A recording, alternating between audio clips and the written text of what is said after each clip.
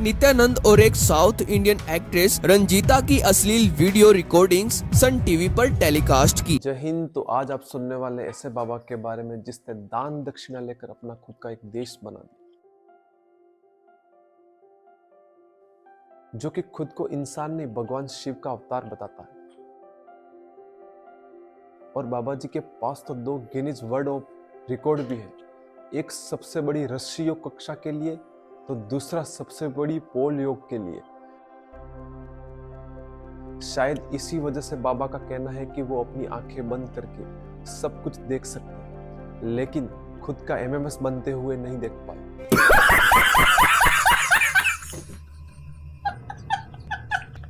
और इनका दावा था कि ये धुंध के आर पार भी देख सकते, तीसरी आंख के माध्यम से। और इनका दावा था कि जिसको भी अपनी तीसरी आंख खुलवानी है उसकी ये निशुल्क खोल देंगे। यही नहीं, अभी और सुनिए। यही नहीं, बाबा ने तो E=MC स्क्वायर को भी अस्वीकार कर लिया था, लेकिन इन पर हत्या और रेप जैसे आरोप भी लगे।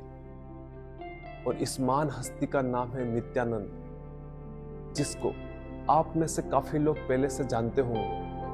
और बाबा जी का जन्म तमिलनाडु के एक छोटे से गांव तिरुवन्नामलाई में हुआ। इस बाबा का और इंट्रोडक्शन ले तो वास्तविक नाम ए राजशेखरन है, जो कि बचपन से ही योग, तंत्र, वेदांत और शैव दर्शन का अध्ययन कर चुका था।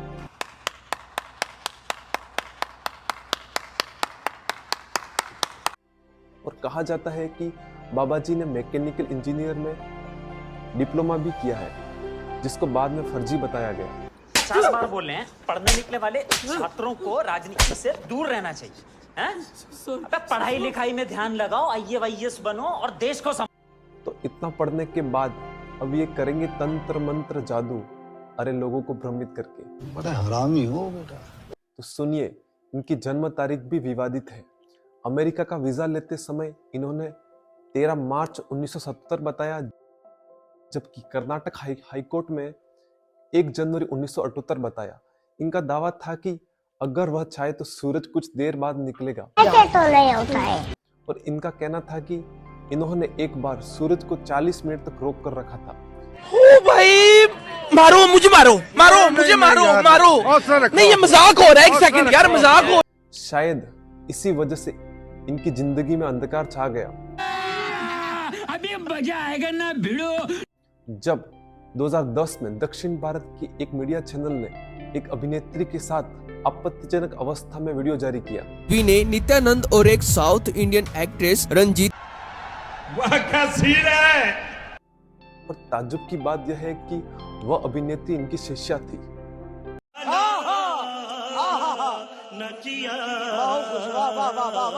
और हुआ क्या, हमेशा की तरह लोग सड़कों पर उतरे, तोड़फोड़ की। लेकिन बाबा जी तो फरार हो गए। लेकिन 21 अप्रैल 2010 को हिमाचल प्रदेश पुलिस ने कुंभ मेले में बाबा को पकड़ लिया। ये फंस गया सीएम। और कर्नाटक पुलिस को सौंप दिया। लेकिन बाबा जी तो एक कदम आगे निकले, वीडियो जारी करने वाले चैनल पर ही मुकदमा दर्ज करा दिया। लेकिन जांच में वीडियो सही पाया गया। साला ये दुख का खत्म नहीं होता बे। बाबा जी का जादू तो खत्म ही नहीं हो रहा था। इनका यह भी दावा था कि ये पशुओं से बात भी कर सकते हैं। ये बातें किसके लिए थी ये तो पता नहीं, लेकिन बाबा जी पर 2012 में दुष्कर्म का आरोप लगा। लेकिन 5 दिन फरार रहने के बाद आत्मसमर्पण कर दिया और आरोप सिद्ध नहीं होने के कारण इनकी जमानत हो गई। और बाबा का तो यहां तक कहना था कि ये नेत्रहीन बच्चों को ठीक कर सकते हैं। और कहानी में ट्विस्ट 2019 में आता है, क्योंकि तमिलनाडु के एक दंपति ने शिकायत दर्ज कराई कि उनके बच्चों को अहमदाबाद के नित्यानंद आश्रम में अवैध रूप से बंद करके रखा गया है। बंद करो, हाथ जोड़ के मैं मोदी साहब से गुजारिश करता हूँ। IPC की धारा 344 के तहत मामला दर्ज किया गया। लेकिन नित्यानंद अपने सारे आज तक के आरोपों को नकारता है और कहता है ये सिर्फ एक पॉलिटिक्स है, उसको फंसाने के लिए। कभी कभी लगता है कि आप उन्हीं भगवान है। और 2019 में देश छोड़कर भाग गया नेपाल के रास्ते। क्योंकि नित्यानंद के करोड़ों फॉलोअर्स थे, जिसमें करोड़पतियों की कमी नहीं थी। लेकिन कुछ सरकारी ऑफिसर का तो अभी भी यही मानना है कि बाबा जी भारत में ही है। समझ रहे हो आप? लेकिन इंटरपोल ने गैर जमानती ब्लू नोटिस जारी कर दिया है।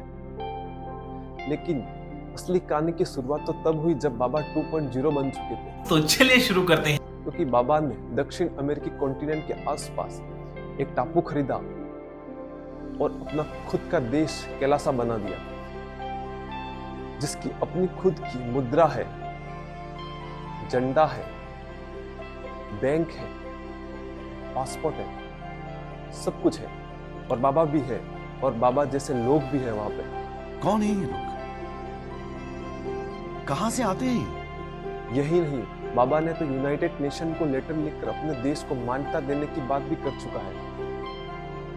और तो बहुत सारे देशों में एम्बेसी भी खोल चुका है, जिसका दावा वह स्वयं करता है। और कुछ टाइम पहले तो ऑस्ट्रेलिया से फ्लाइट चलाने का दावा भी किया गया था। और अपने देश कैलाशा को विश्व में एकमात्र हिंदू राष्ट्र का दावा भी किया गया है। और प्रताड़ित हिंदू को अपने यहाँ शरण देने की बात भी बाबा जी करते हैं। और बहुत सारे देशों के साथ राजनीतिक संबंध स्थापित करने की बात भी करता है बाबा। लेकिन इस देश की सटीक लोकेशन अभी भी किसी को पता नहीं है।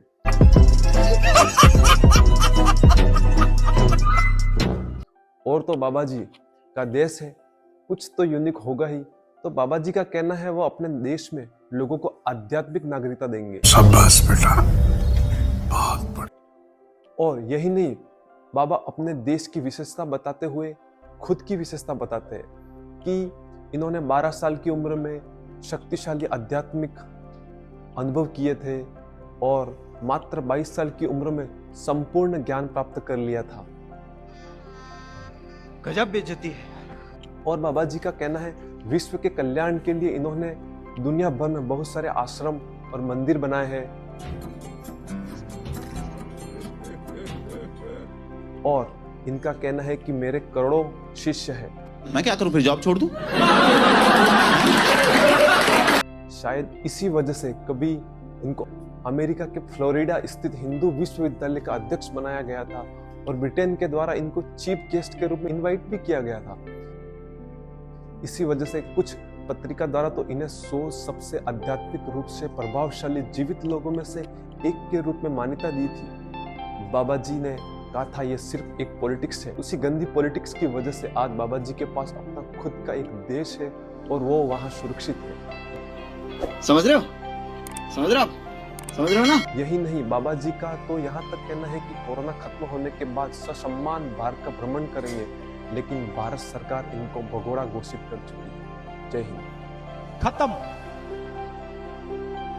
Bye bye, tata, goodbye, गया।